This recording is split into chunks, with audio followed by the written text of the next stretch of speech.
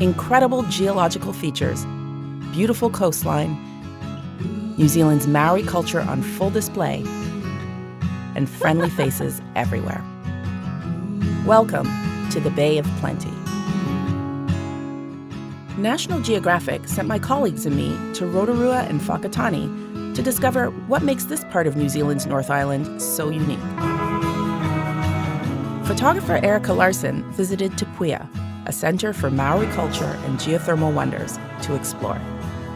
Kiri, please tell me about this amazing, really, really magical place. So we have so much to offer here at Rotorua, forests, lakes, walking, and also experiencing our beautiful geothermal around this area here at Rotorua.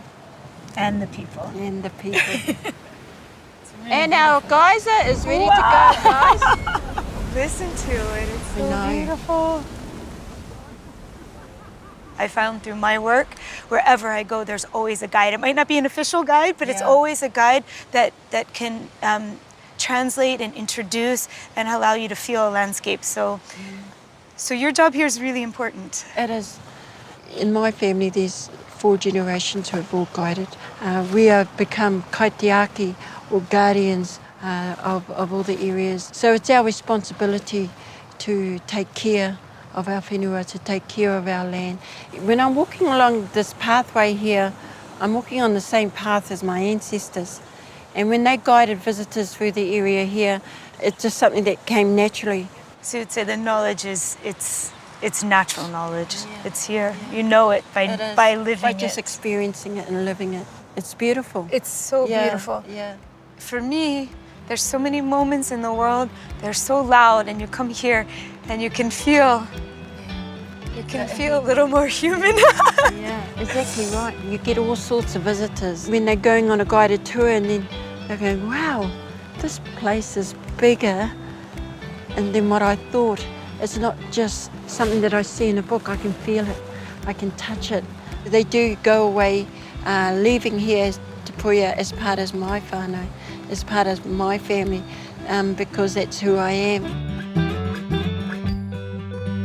Meanwhile, artist and author Christoph Niemann visited the National Carving School at Te Puia, where the traditional methods of Maori carving are taught. So we're here in the only traditional Maori carving school. Yes, formed in 1926. Oh, so That's the 1926. what happens? You start with So you start with a story. So it means like the beginning of carving is speaking and telling stories. Yeah, exactly. And listening to songs, listening to karakia, prayers. It all contains history. In the process of carving, it's a lot of repetition. It's kind of like attention, but it's also, it's really like the manual labor and like getting to know and feel for the wood. Do you remember a moment where you felt, okay, I start to have a connection here? It's when you realize that sound is everything. Sound? Yes. So it's about the sound of the work, of the chopping? Yes. So it's... And that, so through the sound you get a feel for the wood? It relaxes your mind. Okay. So that you can actually carve. And so it becomes a rhythm? Yep. And so it's about rhythm, pulse, and your heart settles into that rhythm. What are we looking at? It's very, very impressive. It's a memorial post that was meant to celebrate the 100th landing at the Gallipoli Peninsula. This one is about the technicalities of war. This is about the victims of war. So it's like goes from the very kind of tangible here into like a more abstract spiritual world. Okay. What are the best reactions that you get from travelers from faraway places or from closer places? There's this idea that you come here, everybody's dressed in a pew and they've been here forever and a day, but no. Most of us have ancestors that have come here trying to find heaven. All sorts of things. So there's a connection from the world coming here and then... and that's what Kiwis are. Yeah. They're a mixture of a whole lot of people that have come through this to this country. No, but this is beautiful. And it's interesting to look at the art through that angle, and I think also coming as a visitor and looking at it through this angle. Yeah. Thank you. You're welcome. Up the road from Rotorua is Ohope Beach. I took a walk along the water and a coastal track nearby to meet my fellow explorers and some friends for a very special dinner. I take this coastal walk that's absolutely stunning. You know, every 10 stairs or so, you have a lookout that is giving you a view of, you know, these mountains in the background that are so, they're almost, it looks like a watercolor. Wow. Endless. It feels like just water that goes on forever.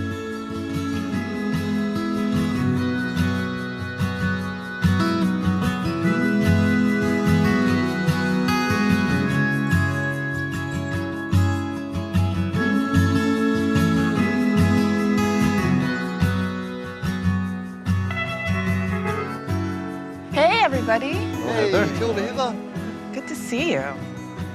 Kia ora whānau, really good to have you here up at Kapūterangi, the home of Toi Kai Rākau, our famous ancestor. So Toi would have occupied this place around 1,000 years ago. Our hangi is just about ready, our feast. Whakawhetai ana mātou, ngoi nei kai, iho mai nei, he orana mo te tinana, ake ake, āmine. Āmine. Help yourself. Ka pai.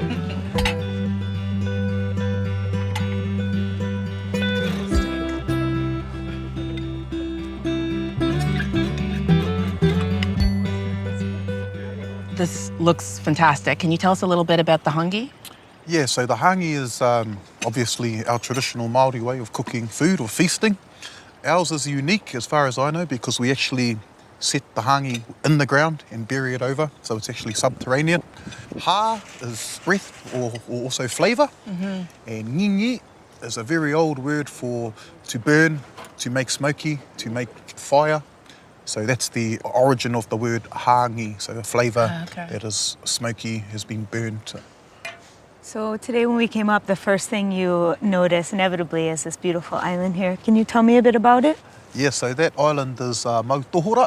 The island is now pest-free. It's a protected wildlife reserve. Neil here is actually heavily involved.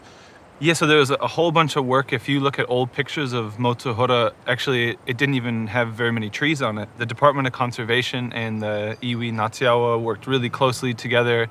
There's a whole bunch of trapping and work that was done to make it pest-free.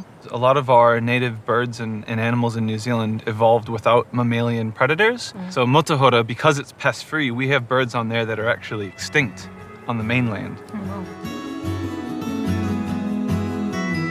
Delicious. Everything's good. The food is absolutely wonderful. Can you tell us a little bit more about your history of cooking and what we're eating here? My father always instilled in us that a well-fed body is a well-fed mind and spirit. And if you really love what you do, as in cooking, it'll show and it'll always taste lovely in your food. That is wonderful. And that's what our father works with always me, instilled. definitely. Oh, thank you.